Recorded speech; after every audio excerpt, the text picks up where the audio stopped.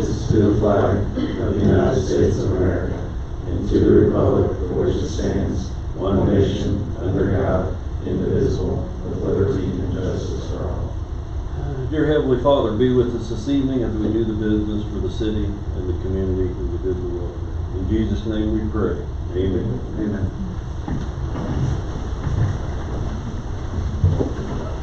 This is item C. This is going to be approval of agenda. This is the approved agenda for today, May 12th. Move to approve the agenda for May 12, 2025. I'll second it. All in favor? Aye. Any opposed? Very good. This is item D, citizens' comments. So at this point, we will allow anybody who wants to discuss anything they deem necessary for 3 minutes. This is not going to be an open dialogue, so you just have to give a statement, or you can phrase your question in the form of a statement. You're given 3 minutes. State your first and last name here. Mr. Chair, you can open up citizens' comments. All right, we'll open citizens' comments. If anybody's here for an agenda item, you'll be given ample time to talk during your agenda item. Everybody here, I can tell, just by the look of them, it seems like they're here for agenda items. All right, we'll close citizens' comments. Very good. Citizens, Mary, did you want to? I'm good. Very good. Item E, this is consent agenda. So this is approved the minutes from April 14th, 2025, regular planning commission meeting. Just a quick reminder, we have rezoning from 183rd of Maple, which is zoning case 25-2. We have the preliminary plat for Maple Tree development. We have the final plat for Maple Tree. We have the preliminary replat for Garden Trails End, final replat. We have the site plan for Bridger at Maple Clubhouse, administrative site plan review for the Otter and Penguin exhibit edition, and then the site plan review modification.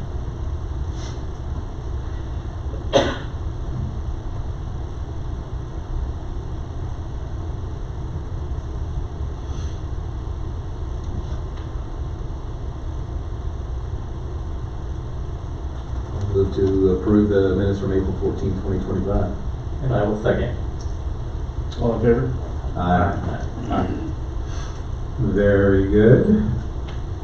This is item F, Board of Zoning Appeals. This is F1. This is a rezoning for Prairie Land Partners, case number zone 25-3. Quick background, Tessa Reyes submitted a rezoning application for Rebecca Dugan for 26 acres, generally located on the southeast corner of US 54 400 and 215. Rezoning be for I-1 Industrial District to allow Prairie Land Partners to place a 60,000 square foot John Deere retail and service center on the property. The development is anticipated to bring around 50-60 jobs to the region, not including any ancillary jobs that are created to serve the facility. Planning Commission will review the golden rules, which you guys always see, found under Article 13, and after that, the Planning Commission Chair will open the public hearing, receive comments, and then close the public hearing, followed by deliberation of the Planning Commission. After deliberation, the Planning Commission will make a determination which will be conveyed to the City Council for final consideration. So I'm going to go through this. Feel free to stop me at any time. You guys have seen this before. So, the following requirements are found in Article 13, Amendment Section 100.H.7-17.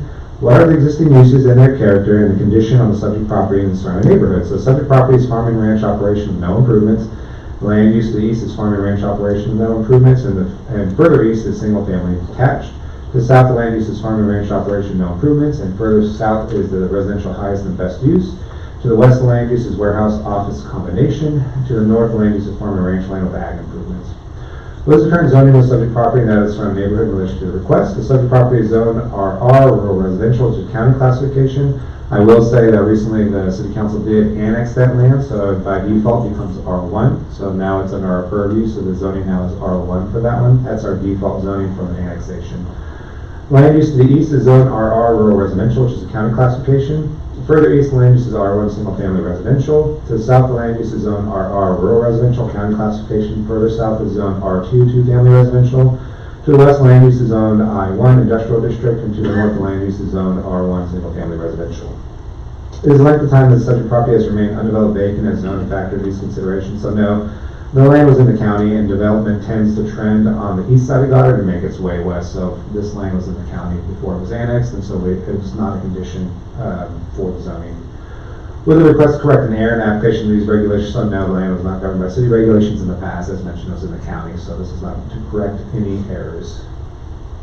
Is the request caused by change or changing conditions in the area of the subject property, and if so, what is the nature and significance of such change or changing conditions? So this one I'm saying no, because when you read 5, I tend to interpret it as meaning like an immediate subject area, and so I think with this particular zoning classification, it's not due to changing conditions immediately surrounding it. I think it has more of a regional changes that are causing the zoning to come up there in this agenda item.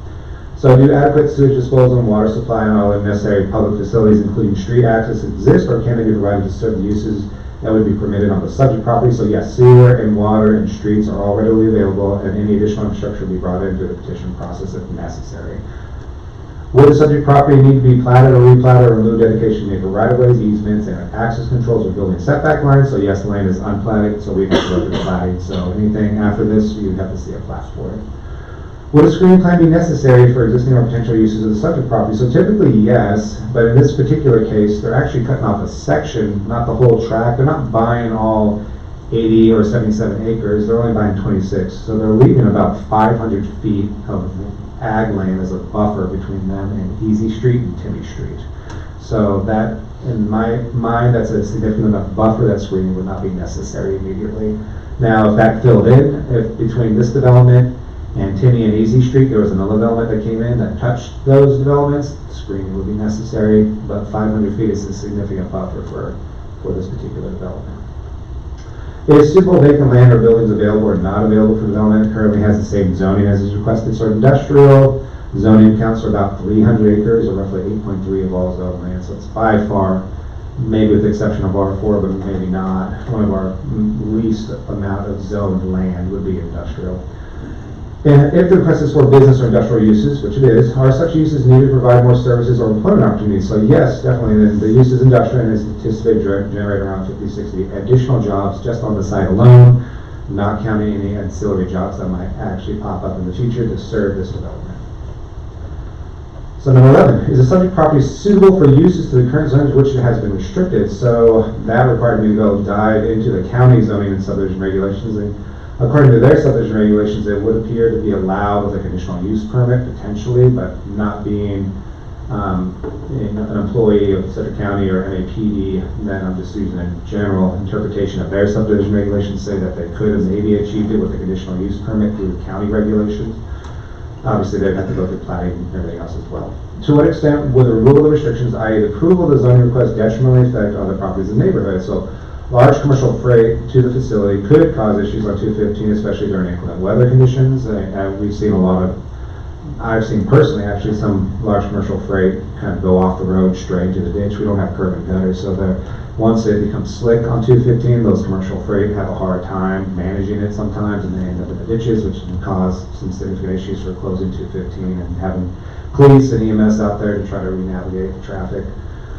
Would the request be consistent with the purpose of the zoning district regulation and classification intent purpose of these regulations? So district is designed for light industrial uses which do not require large amounts of land, generate modest amounts of traffic, are consistent with the capacity and available public and private services, create limited environmental problems in the way of odor, smoke, dust, glare, vibration, or sounds, and do not permit the intermixing of residential uses. This district will additionally serve as a business incubator for traditional small business to allow for commingled low to medium intensity land uses. So I do think that staff believes this to be in conformance with what they're proposing.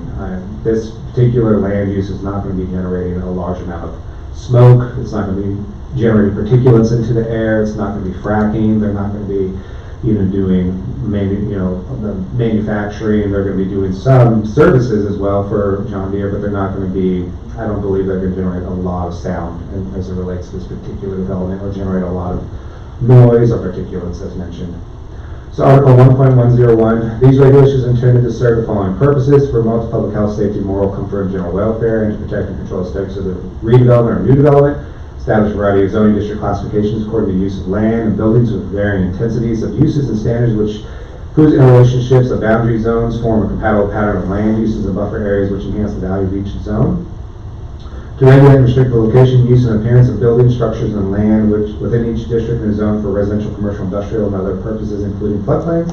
To regulate and restrict the height, number of stories, and off and size buildings and structures, including their distance from any lot line or street right of way, the residence of each lot that may be occupied with buildings and other structures, the size of yards, courts, and others, and open spaces. To protect property and historical values, and conserve energy and natural resources, and provide for adequate light, air, acceptable noise levels, to avoid undue concentration of population and vehicular traffic, and to prevent overcrowding the use of land and public facilities, to facilitate adequate provisions of transportation, water supply, sewage disposal, schools, parks, and other public improvements, to provide adequate public notice on proposed changes in these regulations and zoning maps and the opportunity to be heard on such zoning matters, to establish and provide procedures for the Board of Zoning Appeals to consider appeals, variances, and conditional uses as exceptions, and to implement the goals and policies and proposals of the comprehensive plan for the zoning district and the subdivisions. Staff believes this development is in conformance with intent and purposes of the subdivision regulations. Is requesting conformance with the comprehensive plan as a further enhance the implementation of the plan. So industrial expansion policy, under page 66-67 of the comprehensive plan, I read verbatim, policy number 1, new industrial businesses are encouraged to locate adjacent to existing business areas of like nature to promote cohesive districts. So this one is going right across from Dillon's Warehouse, which is zoned industrial. So that makes it a compatible district. Industrial businesses shall have immediate access to major streets to assure adequate access to transportation. They certainly will, be right off of 215 and 54. Industrial development shall be connected to municipal utility systems or shall submit proof of adequate services by alternative means. They are definitely connected to city water and city sewer. Industrial development shall be appropriately buffered and screened to assure protection of less intense uses in particular areas of neighborhood residential developments. As mentioned, they have about 400 to 500 feet, linear feet of separation between them and a residential district. Industrial development shall provide for adequate management of stormwater runoff and may be required to provide engineering certification where deemed appropriate by the city. So they're definitely going to go through plating, at which point they would have to submit a stormwater review plan, which Harlan Floyd, our city engineer, would review.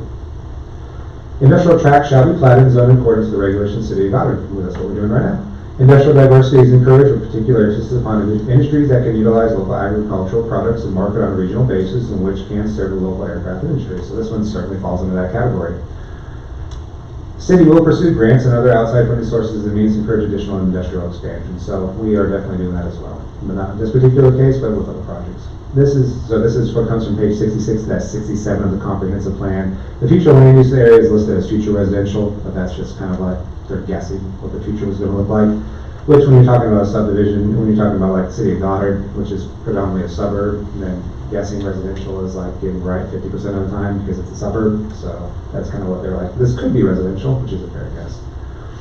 What is the nature of the support or opposition to the request? So general support comes as desire to increase the diversity of the city's economic base, and that's certainly as outlined in the comprehensive plan that we just talked about. There has been no direct vocal opposition presented to the city, only some concern raised by the residents on Timmy Court, Easy Street, and 7th Street about the development, what the development might be. So for, secrecy purposes, we couldn't really reveal exactly what it was. So the zoning, when it went out to the property owners, had to be ambiguous. So we just said it was for industrial uses.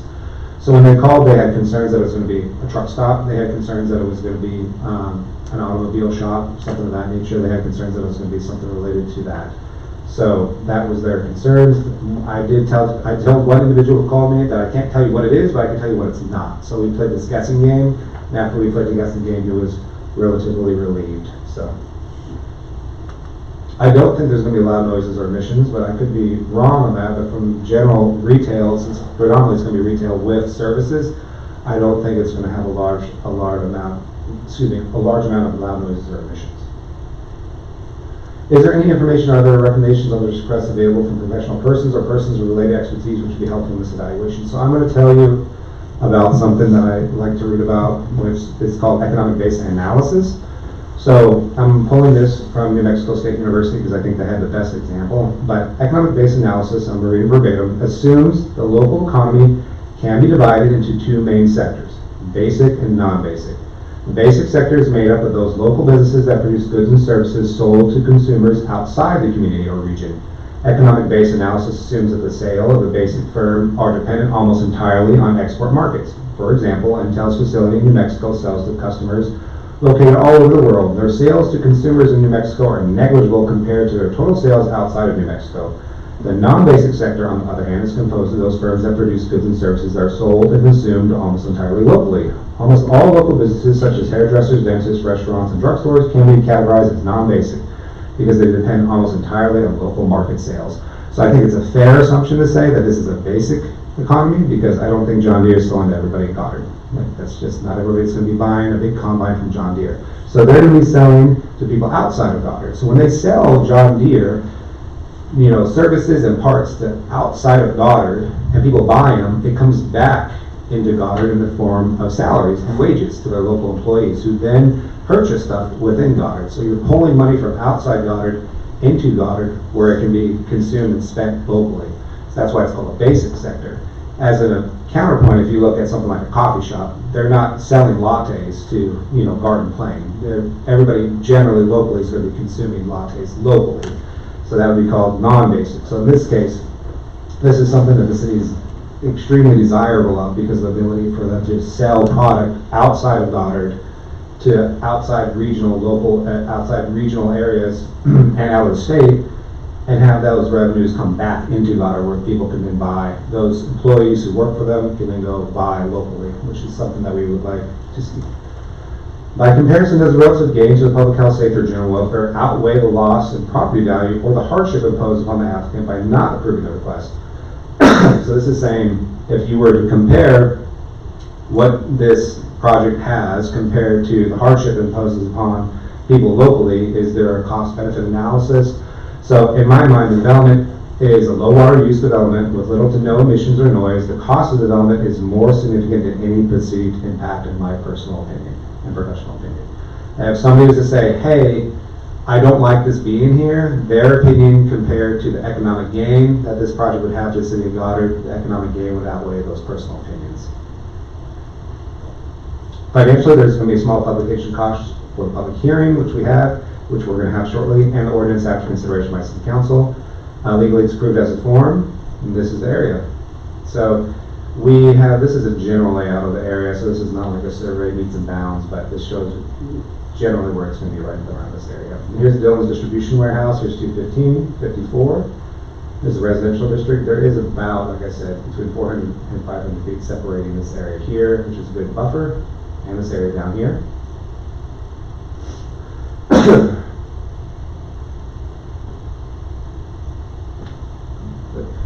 It is recommended the Planning Commission have the Planning Commission chair open the public hearing, receive comments, close the public hearing, and then approve the rezone application case number zone-5-3, so it should be 25-3.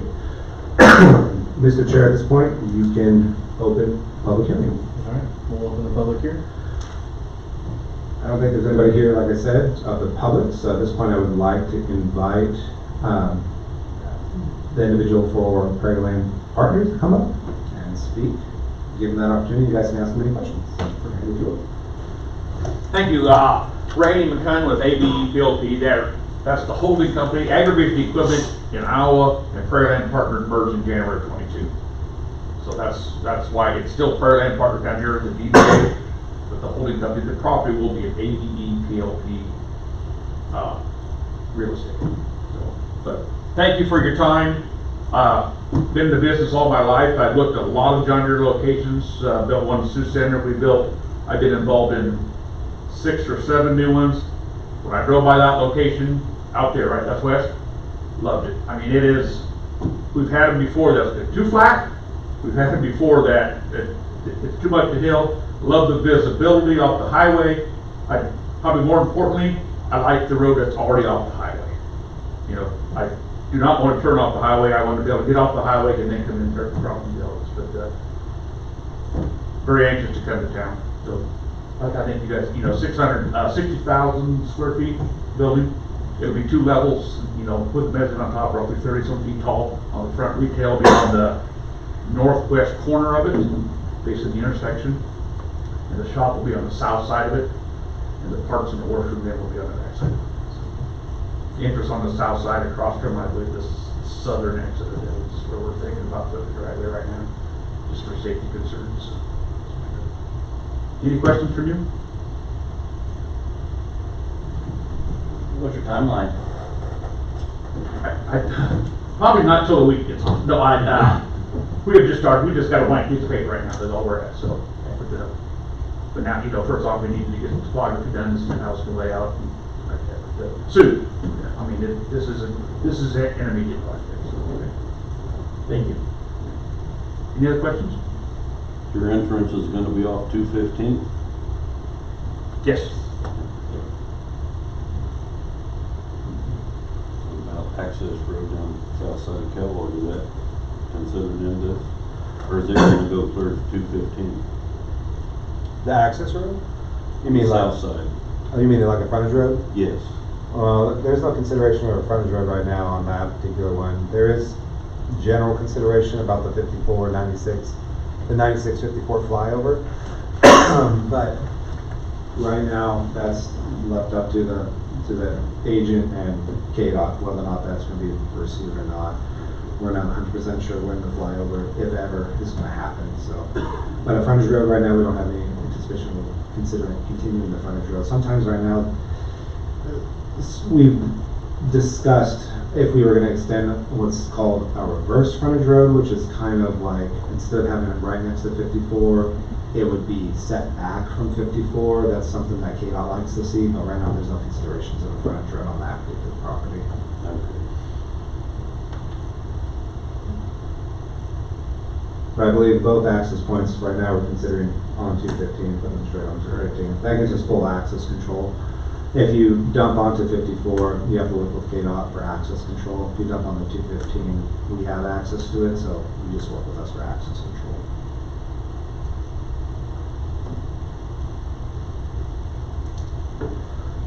Excuse me.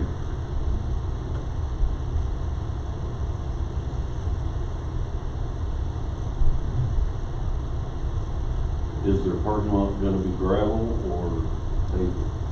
You guys want to pave or you want gravel? Around the building will be paved. Where the machinery will be parked on with gravel. So you won't have to worry about a lot of runoff, and it'll still soak in. Maybe. We'll let Harlan figure that out. We'll let them work with whatever engineering firm they want to create a stormwater plan to make a determination.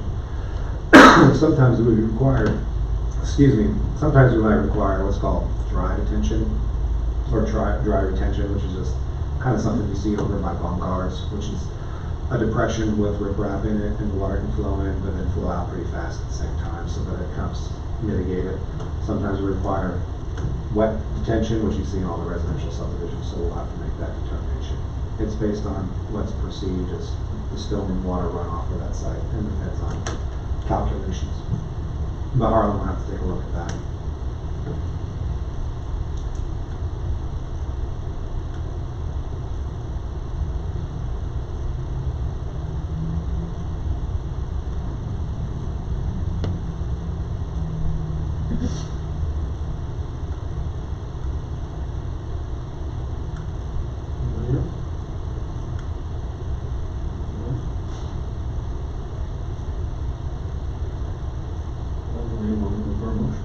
I'll make the motion to approve the rezoning application case number zone -5-3.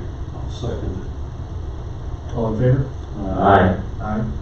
Any opposed? I don't think we closed the public hearing, so I'll just close check. public hearing as well. Very good. Can I get that motion in second one more time? Sorry. Yes, I will make a motion to approve the rezoning application case number zone -5-3. Can we call it zone 25-3? That sounds to be a typo there. I apologize. Zone 25-3. Thank you. And I'll second it. Second. Thank you. All in favor? Aye. Aye. Any opposed? Very good. Motion passes.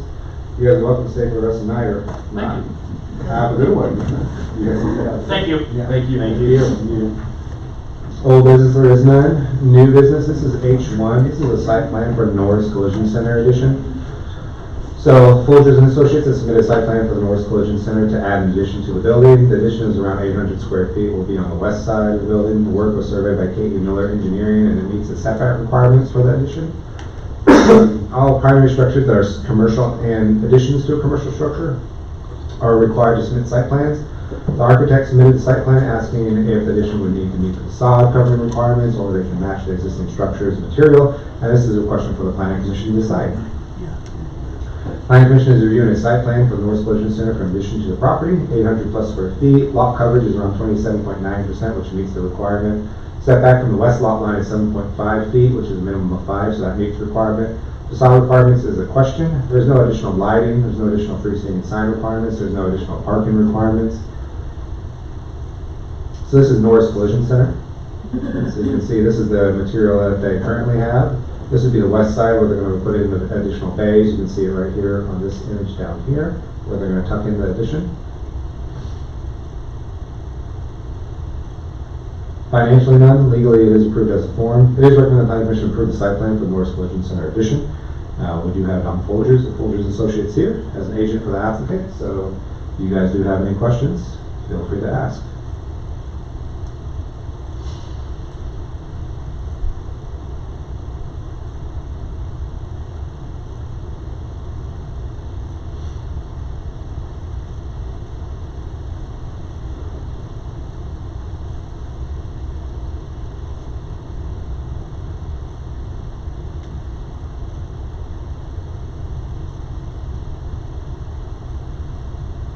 Since the front of their building, can you go back to the front of the building? Yes. I'm assuming they're gonna use the lighter colored material on the new part. Yes. The architect's saying yes. I think that elevation that was in the stuff we turned in, it calls out, the field color and the accent color, so the field color would be the light and the dark would be the accent. The planning commission has everything it turned in as an agenda file. The public can view it on the website there if you like, for just to save time. Slides, I suppose. I just narrowed it down, but.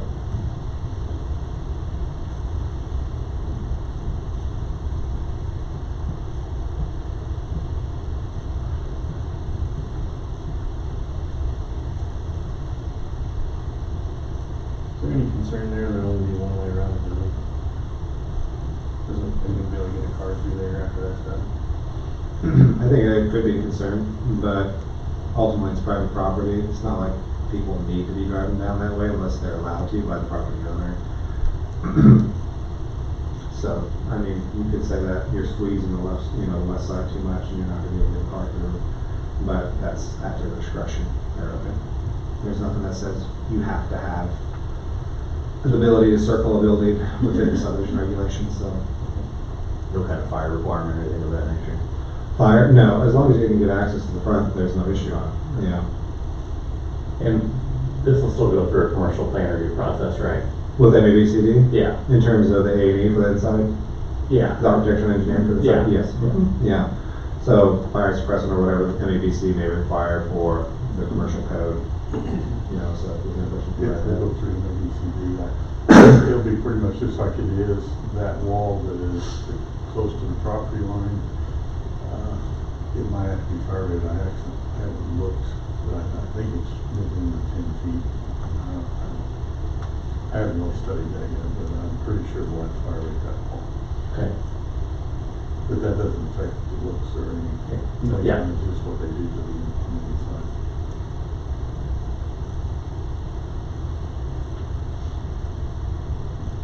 I personally don't see any issue with it. I mean, the existing building it's actually a nice looking building with the different colors and seems like this will blend in together well. I agree.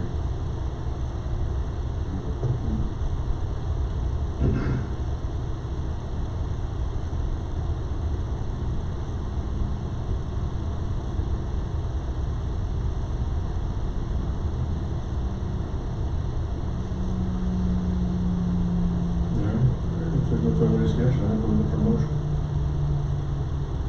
I'll make a motion to approve the site plan for the Norris Collision Center addition.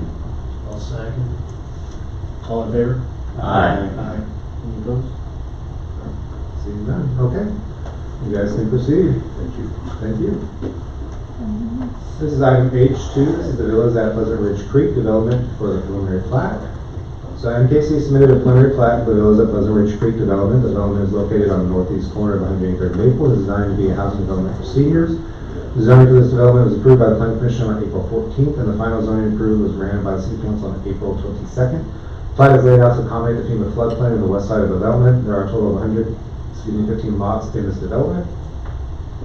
Planning Commission is reviewing the preliminary plat for the villas at Pleasant Ridge Creek. 115 lots total, 113 lots for duplexes, 2 lots for single families. Zoning approved is R2. Reserve L, I believe it is, a detention pond for the site to manage stormwater. And here's the development. You can see the floodplain really eating up a lot of that land. I will mention that the right-of-way, instead of being a traditional 60 to 70, is actually a 32. They're going to be sticking an additional 20 feet of easement on this side, and an additional 20 feet of easement on this side, granting 40 additional feet of easement to the city for utilities. We talked with MKC about it, but I'm actually in favor of this idea for a couple of reasons. One, it gives you the city more taxable income, because instead of having it all in the right of way, which is tax exempt, it puts easements on private property, which are taxable. Very similar to what you see in every other subdivision around here, where you have a sewer line in the back, an easement. So they're doing something new and unique here, which I wanted to call that out just so the planning commission is aware of that you're gonna have a 32-foot right of way. That still gives you 29 feet back of curb to back of curb, so it's not like the streets get smaller, they're still the same size, just like any other subdivision. It just requires less being in the city right of way, so there's less for us to maintain and more taxable income for us to maintain existing infrastructure, which I'm actually quite in favor of. So this is a kind of unique one, but I really like that. And like I said, it doesn't change the width of the streets or anything of that nature. It's still 12.5 or 12 standard size.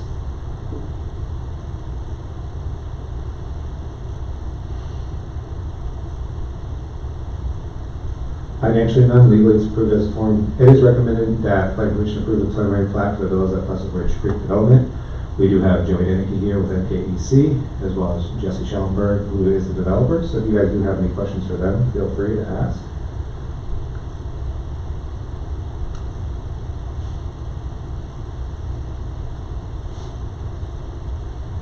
Sidewalks? Yes, the intent is we will have sidewalks on one side of the street. I think there is one cul-de-sac that we're planning, that kind of the one to the southwest that we're planning, kind of a full loop of the sidewalk there. But, yeah, the main street there will have sidewalks on one side. There'll be a clubhouse kind of just south of that detention area. The sidewalk will, abut that clubhouse there. I'm assuming since it's for seniors, is there an age limit? Minimum age requirement? 80% of the units have to be 55 and over. So I'm assuming they probably don't need a playground. depends on the playground. Pickleball court. I think, yeah. Do you want to talk about that at all? Feel free, coming up. The point is a little greasy, so Yeah, no playground. We do have like a fitness center inside. We want people to be out walking the sidewalks. That's why, like per code, we don't have to have it in the cul-de-sacs, but we added that one. That's just a little longer so it connects everywhere. We'll do pickleball courts. And so yeah, we want them to be active, but nothing. We prefer them not getting on a ladder, so yeah, we won't be doing any playground.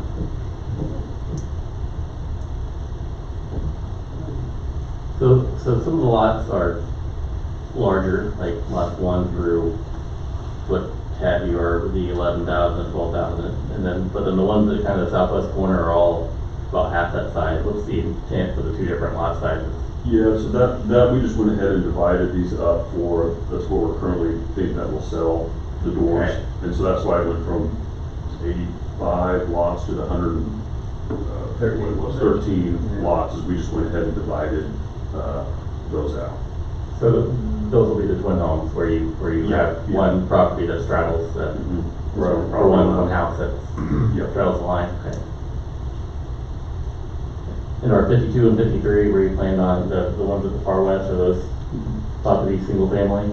Is that the top? Yeah, northwest ones? top left, yeah. Yeah, those we just divided those out that maybe we sell them as, somebody could build a home on. We don't, it's not like top priority right now. So we'll figure that out. We got other things to figure out Yeah. for that. Okay. But our intention is to maybe do 1 or 2 acre lots and sell those.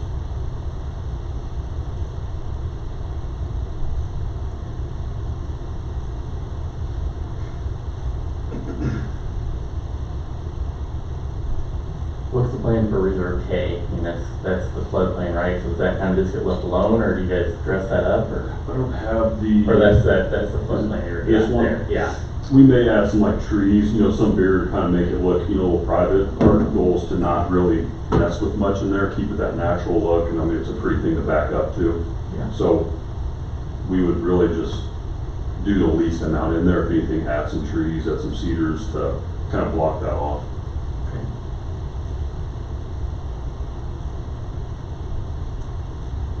That's right, Joe, we're not doing anything there. Nope, yeah, we won't be able to do any sort of fill in there with the floodplain, so yeah, it's just keep it the natural floodplain.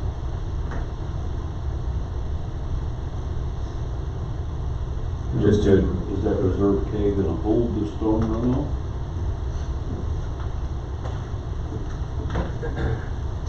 Yeah, I can kind of speak to that. So, again, we submitted a drainage report. It's kind of being reviewed. Right now, the existing drainage, there's kind of two drainage basins. One that's kind of at the northeast, that's just kind of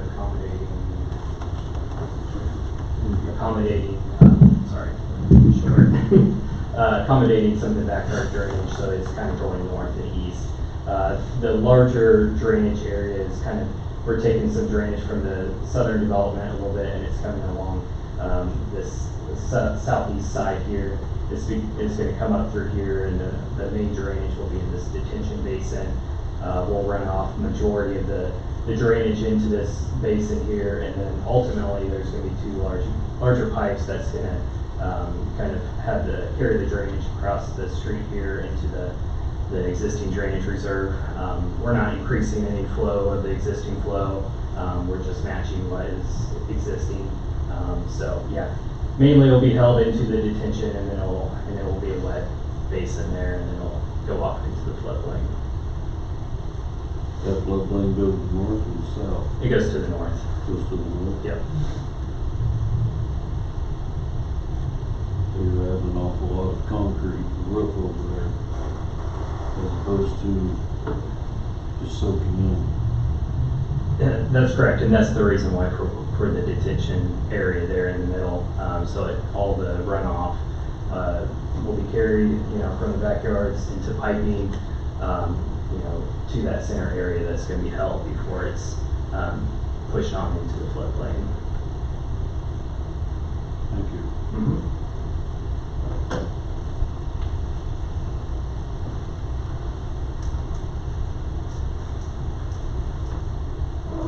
So it looks like there's a Reserve A entrance off of Maple and a Reserve B entrance off of 183rd. Do you anticipate building them both at the same time, or are you starting with one entrance and working your way around to the other ones? Either, what's the primary entrance, I guess, is what I'm asking. Off of Maple will be the primary, but currently we're looking at doing 2 phases, roughly kind of in half right here where I'm doing laser. But we expect that the Maple entrance will be the main entrance. And I think because of the household or something, we need an extra exit for entrance. Correct. Yeah. But in that meeting, we'll have good landscaping and an entry monument with both of those.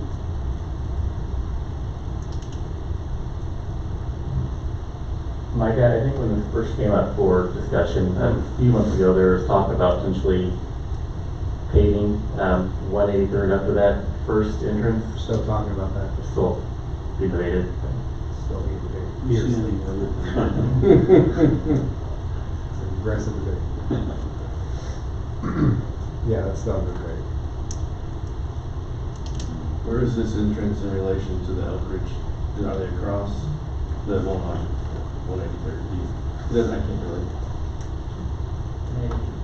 Kind of see it right here is the entrance right up here, so ours is down here. So I'm sorry, I didn't go far enough. I believe it's Yeah. No, you're good. 400 feet, so 600 feet or so up there.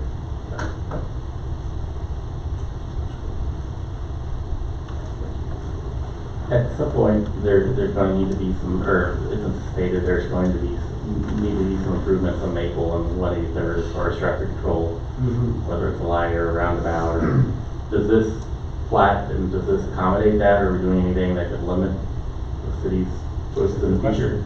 That's a good question. So what we did, we anticipated a roundabout. So we worked with NKEC. Trans-Systems is designed as a roundabout. I can't remember how big it was. Tina, do you remember how big the roundabout was? 250 feet diameter. 250 feet diameter. And so we anticipated a 250-foot diameter roundabout at 183rd and Maple. And so we asked NKC flat in accommodation of that roundabout. And they did. It was very kind. So, Good deal. no, it's a very good question. And so we anticipate that I spoke to the county today, Lynn Packer, he's the county engineer, and so we were talking about traffic flow and conditions and everything else, because technically 183rd is still township, and so we're gonna be working on that, but the question about regulations and authority, and the county said we're just gonna hand it off to you guys, and I said, well, thanks, so we would prefer to see a roundabout there. I think that seems to be the consensus, it's in our CIP to have a roundabout there, and so that would definitely help the traffic flow. But it was platted to have a roundabout. If everything goes according to plan, we should have a roundabout there hopefully by 2028, maybe sooner. So the ideal sooner.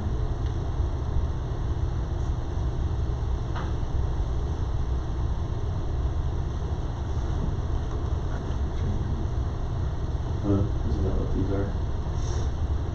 1435, 1430. Okay. 1430. This doesn't change much.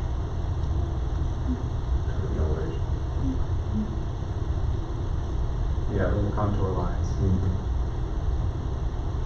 guys want to talk about mean sea level? What does that mean? That's what it is. Maybe after the meeting. 1,400 feet above zero of the mean sea level. How about the potential future city sidewalk, that, which Saul's talked about building, is Yes. that accommodated, is that accommodated by this? So the well? sidewalk is on the south side of Maple. Oh, okay. Yeah, so it would run on the south side of Maple from 183rd east to 167, jog across 167 and jog north on Maple, then head east to 135. That project is on hold because Wichita has a 2027 street expansion program for Maple, and so that sidewalk is gonna tie into that. So right now, it's on hold, but they are paying 100% of it, but it's a project that's on hold, so. But it'd be on the south side of Maple. Okay. That's a good question.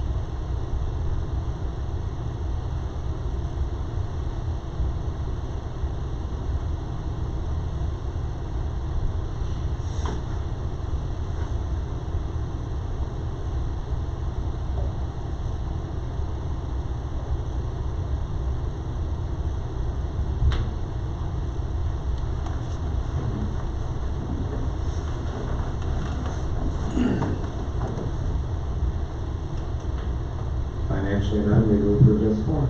So it is recommended that you, planning commission approve the preliminary plat for the villas at Pleasant Ridge Creek development. I'll make the motion to approve the preliminary plat for the villas at Pleasant Ridge Creek development. Second. All in favor? Aye. Aye. Any opposed? Very good. H3 is going to be the same, just the final plat. So once again, in case you submit a final plat, zoning was approved, plat is laid out to accommodate the FEMA floodplain. Zoning R2. This is the final plat. I'm showing you the big picture. The final plat in your agenda is 6 pages, so I'm showing you the big overall picture of it. Financially, non-legally approved as a form. It is recommended the planning commission approve the final plat contingent upon MKC and Harlan agreeing with the stormwater.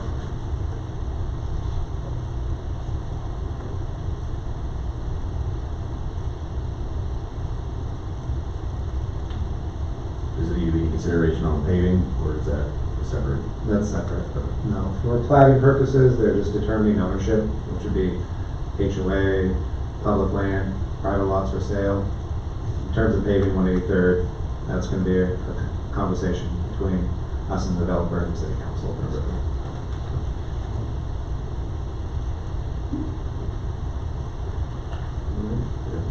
I'll make a motion to approve the final plat for the villas at Pleasant Ridge Creek development contingent upon final stormwater approval from the city engineer. I'll second. You wanted that one? I'll second. All in favor? Aye. Aye. Any opposed? Thank you very much. You guys are welcome to stay. If not, have a good one. I'll see building permits tomorrow. Is that okay? Oh, no? Yeah. Too soon. Thank you guys. Thanks, guys. This is going to be item I. This is a staff report. So, the International Council of Shopping Centers in Las Vegas, being me, the community development director, will be going there to try to convince different businesses to come to Goddard, especially, anything that could have a significant, maybe regional impact, or just any commercial retail to really help fill in our Star Bond district and help offset some of those bond costs, which would be really ideal. So that then I'll be flying out Saturday, I'll be coming back on Tuesday, but I think it'll be a good experience just to kind of see what people are looking for. I think we're gonna hear a lot of the same stuff that you guys have heard before. Traffic counts, they're gonna wanna see more traffic counts, they're gonna wanna see more rooftops, so we do appreciate this project moving forward. The villas are definitely gonna help with that. They're probably gonna wanna see, a lot of them are gonna wanna see median household incomes above a certain threshold. Everyone's got their own metrics, so it's gonna be interesting to see what they're looking for. I'm really excited about the John Deere project we just had. I think that's going to be another beacon to really help other people say, hey, we can invest in Goddard. So just to see what everyone's looking for, especially some of the big hitters. There's a couple small hitters there in Vegas as well, but we're really going to try to shoot big and just kind of see what we get and see if we can land big fish, small fish, any fish, and really just kind of keep on going at it. But our metrics look good. Our growth is steady and strong, and so I'm pretty optimistic that we can try to convince some people. I say this again and again, that took us 2 years to get Starbucks, so I'm hopeful that as our metrics look better and better, we can shorten that window and just try to get more people more frequently. So. With that, move on to planning commissioner comments.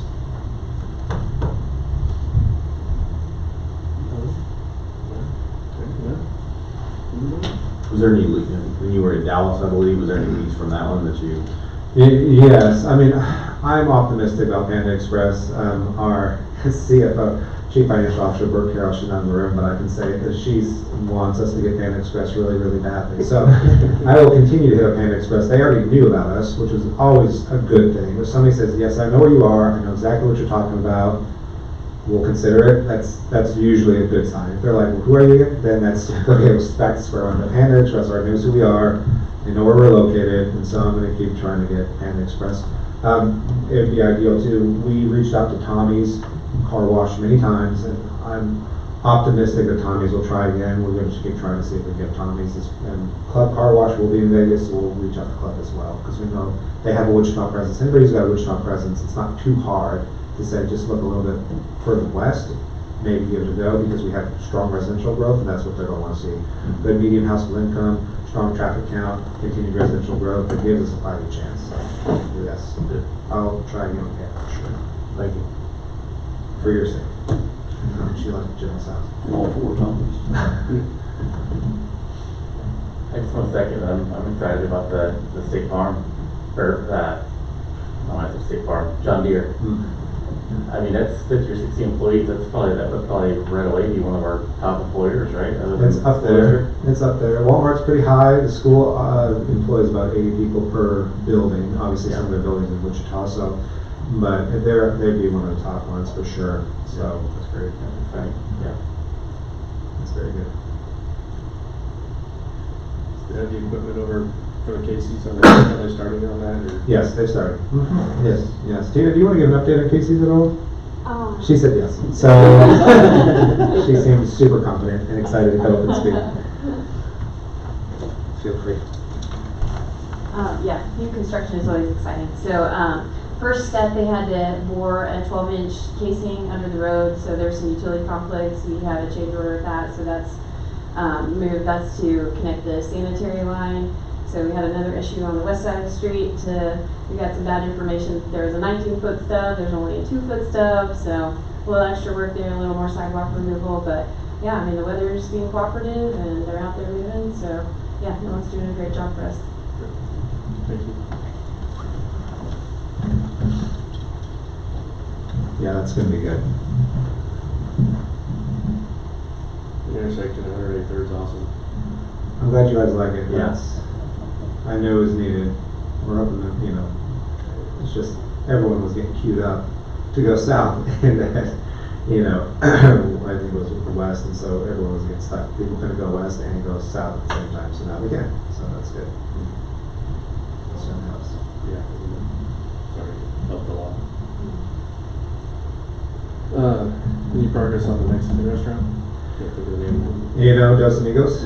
Yeah, so I believe our illustrious Planning Commissioner Parks is working on the A&E for that. Now, they don't need a new building, or else if they need a new building and he was working on that, he would have to recuse himself from the project, for approval. But since it's an existing building, they're just doing a remodel. It's just a building permit. They'd have to go through Gary Cox, just like we talked about with Norris Collision Center. Justin did send me an email, because I was asking him about it today, and he said that they're wrapping up permit drawings.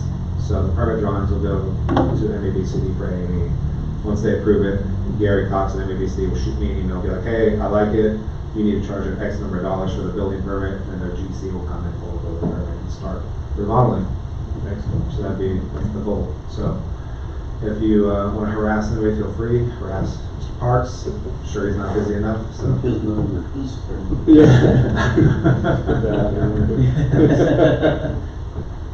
If he's sleeping, just wake him up.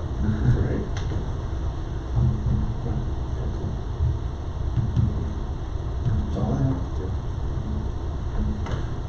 So next meeting will be June 9th, 7 o'clock.